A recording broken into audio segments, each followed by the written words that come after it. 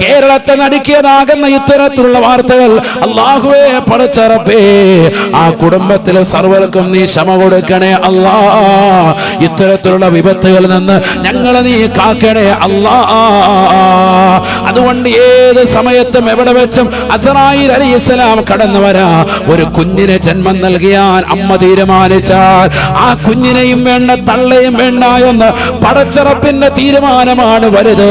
അല്ലാഹു സുബ്ഹാനഹു വ തആലയുടെ തീരുമാനം അലംഘനീയമായ തീരുമാനമാണ്. ആർക്കും അത് ലംഘിക്കാൻ പറ്റുകയില്ല.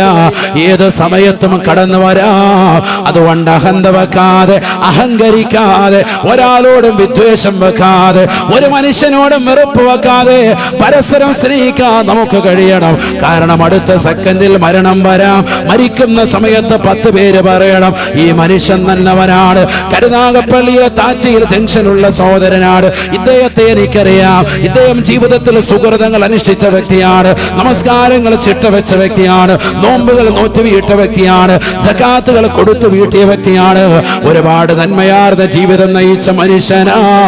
അദ്ദേഹം സാലിഹാണ്, സാലിഹാണ്, സാലിഹാണ്. 10 പേര് നമ്മളെ കുറിച്ച് നന്മ പറഞ്ഞാൽ പെങ്ങളെ, സഹോദരാ, സഹോദരി, തീർച്ചയായും നമ്മൾ സ്വർഗത്തിലാണെന്ന് ഹബീബ് മുഹമ്മദ് മുസ്തഫ സല്ലല്ലാഹു അലൈഹി വസല്ലം. അതാണ് നമുക്ക് വേണ്ടത്.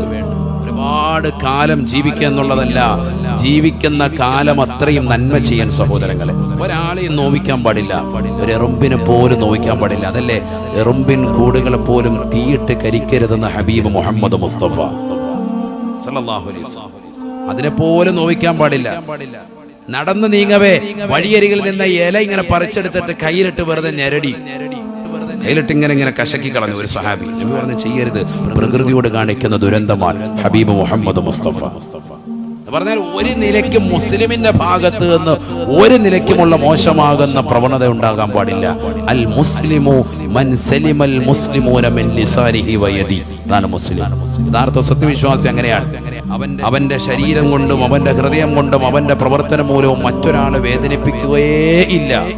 ഖുർആനനുസരിച്ചുള്ള ജീവിതം ഇന്നത്തെ തലമുറ കൈക്കൊള്ളുന്നില്ല. മോശപ്പെട്ട സിനിമകൾ കണ്ടുകൊണ്ട് നടക്കുകയാണ്. ഇന്നതാ 40-50 വയസ്സുള്ള